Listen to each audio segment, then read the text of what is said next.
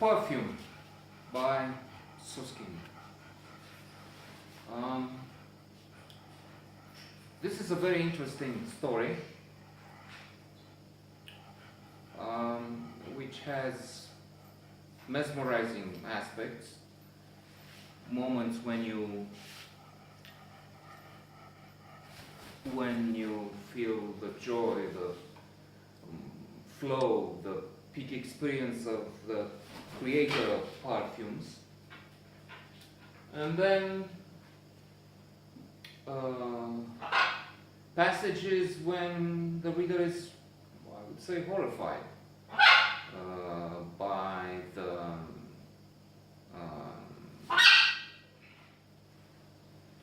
the cruelty, the sacrifice which is needed to create, let's say, extreme pleasure, fabulous, sensational perfumes. That's perhaps one main point in this novel. The fact that in order to create something, in this case special flavors,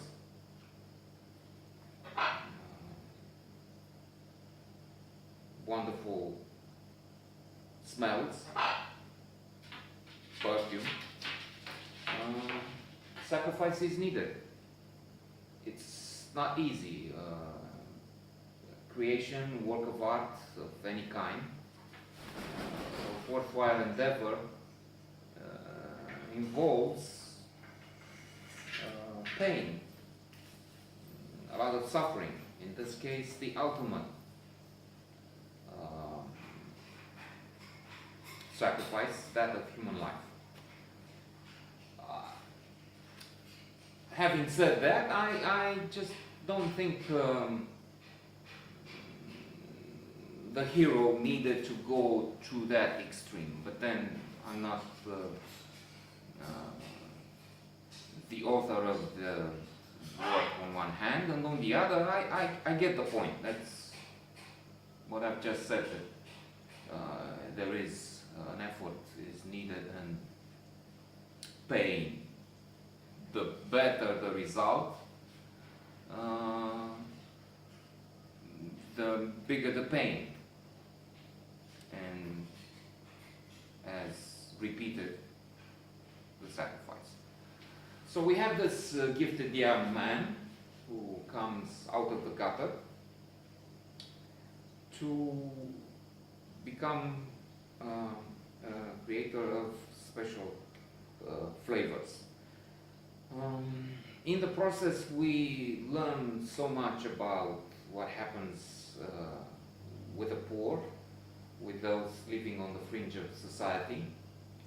This is not the world of today, so there were even more people living in absolute poverty as a percentage and in absolute terms, because we're talking about the Middle Ages. The fascinating part of this narrative, evident from the title, is perfume. It's the perfume, the magic of smells, and we are taken for a fabulous ride, which describes as much as possible, because this is an ineffable, it's an undescribable area. You cannot really say what Fahrenheit smells like. Actually, speaking of this, I was coming out of the sauna a few days ago, and I thought I smelled melon. I knew nobody could be eating melon at the locker. Sauna is near the locker at the Radisson Hotel. But I thought somebody's using a shampoo with that flavor. But then, moving along, I discovered it was actually Fahrenheit, a perfume I like very much. one of my favorites. Not that I know so many that out of a few hundred.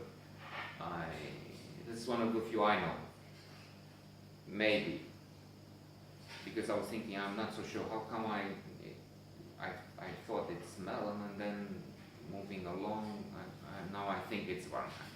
It's hard to describe, and it's thinking of another literary this time example, much better. We have the Madeleine, which is used by Proust with the tea, and it brings up not just the same flavor, but memories associated with that flavor. Longtemps, je me suis couché de bonne heure. À peine ma bougie étant. The best work of all, Proust. This one, to conclude, Perfume is also intriguing, interesting, exciting. Very often it reads like a crime story because the killing's involved in order to get the flavor he kills, but not just that, he becomes too